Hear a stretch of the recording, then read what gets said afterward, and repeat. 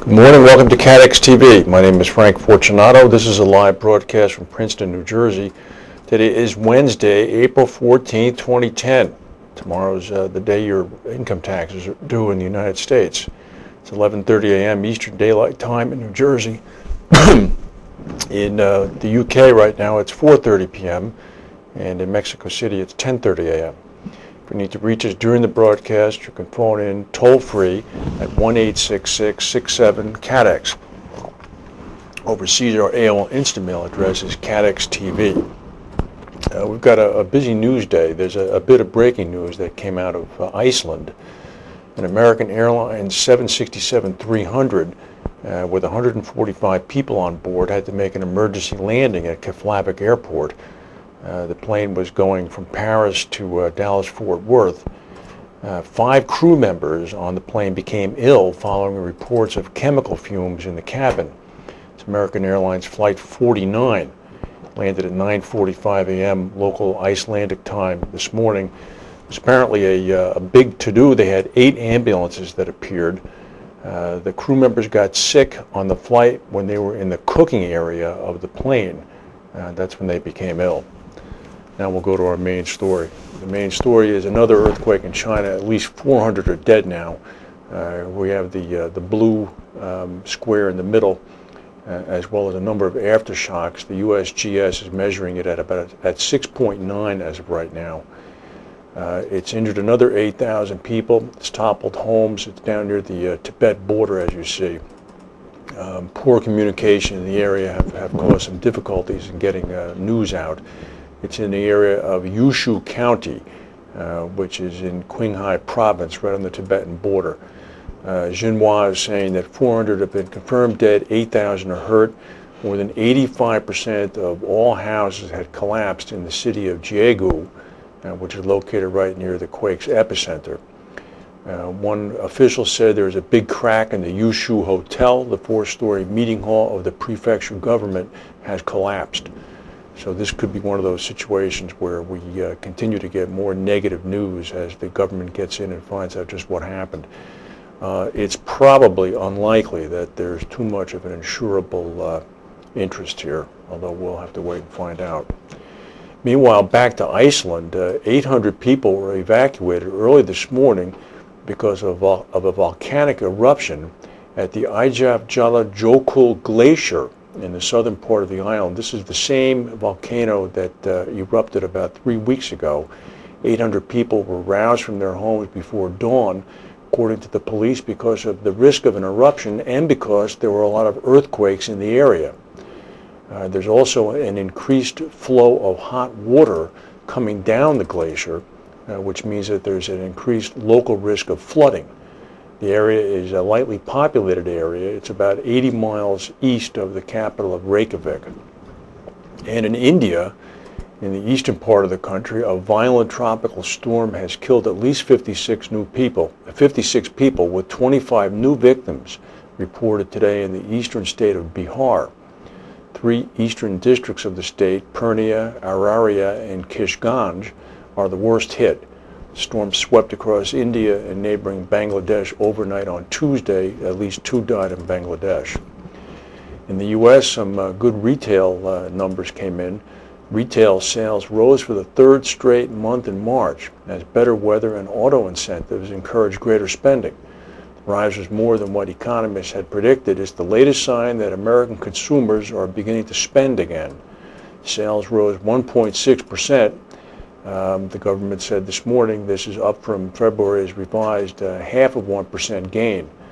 Economists had been expecting a gain of 1.2%, so this is pretty good news. In the United States, consumer spending accounts for 70% of the total economy. The stock market likes the news. It's up about 62 points right now. Meanwhile, we reported yesterday about the Lexus GX 460 that had been panned by Consumer Reports. Well, Toyota announced last night that it will suspend sales of the SUV. Consumer Reports had said yesterday that the vehicle has an unusually high risk of rollovers during turns. Toyota said, "We're taking the situation with the GX 460 very seriously and are determined to identify and correct the issue," Consumer Reports identified. At this time, we've asked our dealers to suspend sales of the 2010 GX460. The vehicle itself costs over $50,000. It's been on the market for over 3 months. We'll go to a word now from our sponsors and come back with the rest of the news. You may have already seen the demonstration of the CATEX Global Exchange in action. Some of the features of the exchange and our Pivot Point 2 software are especially useful to facultative and excess surplus lines brokers and markets. Here, we see the opening page of the contract workspace, which shows some of the details of a facultative risk as seen by the listing broker. Behind this opening page are screens which provide details of the contract of certificate, details on the parties or markets on the certificate, details of the exposures on the certificate, including aggregate data of the underlying risks, details on each of the insured risks, policy or certificate documents, including document templates, as well as automatic email links. This screen also provides links to details of the layers for brokers, the at-risk markets, premium information, policy accounting statements, the policy claims history, endorsements, and contract documents. The Pivot Point system is the backbone of the exchange platform. Pivot Point provides easy input of data as well as seamless structuring of the data into policy documents, accounting records, and statements, as well as underwriting criteria. The system allows brokers to focus their efforts on where they bring their clients the most value added, determining the appropriate layers and selecting the markets which are appropriate for the risk and layer. In these markets, timing and access to data are especially critical. For example, in a risk involving numerous properties, a broker will likely have a data file listing the properties subject to the risk. The system allows brokers to easily upload data files to the system. The exchange allows brokers to offer the risk and make sure the data are available only to markets authorized by the broker. The exchange software automatically converts the uploaded data to structured data. Markets which are interested in reviewing the risk can easily use the data to underwrite the risk. We are working on providing links to a third-party risk assessment firm which will be able to provide property-level risk of loss calculations. These are only some of the features which make the CATEX Global Exchange and our Pivot Point system especially useful to brokers and markets in the facultative and excess and surplus lines business. Please contact us for a demonstration of all the advantages you can get from the CATEX Global Exchange and the Pivot Point system. CATEX, an unfair advantage unless you are trading with us.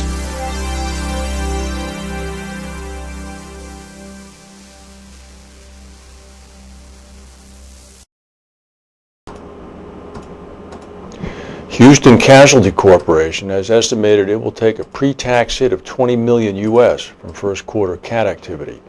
Houston said after the after-tax impact of catastrophes, including the earthquakes in Chile, Haiti, and the European windstorm of Xynthia, will be $13 million U.S. HCC said the loss would primarily result from the Chilean quake. Estimates are net of reinsurance recoverables. John Mulbeck, the president and CEO of HCC, said, as we would expect in a catastrophe like the Chilean quake, we have potential losses in marine and energy as well as our property insurance and property treaty books.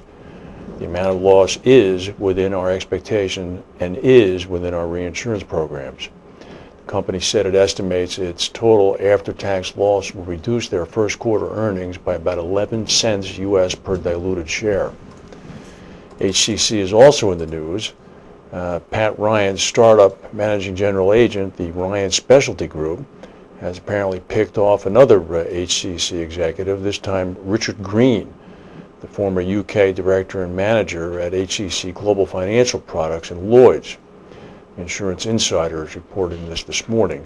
Green will be reunited with Malcolm Nightingale and Adam Barker, who are already at Ryan Specialty Group and are both ex-HCC executives. There's an interesting, a column that ran in the Houston Chronicle this morning. It was written by a woman named Lauren Steffi. Houston is obviously in Texas and is on the Gulf Coast and is sort of in Hurricane Alley, perhaps not as much as Florida, but it's definitely Hurricane Lane, let's put it like that. And State Farm is one of the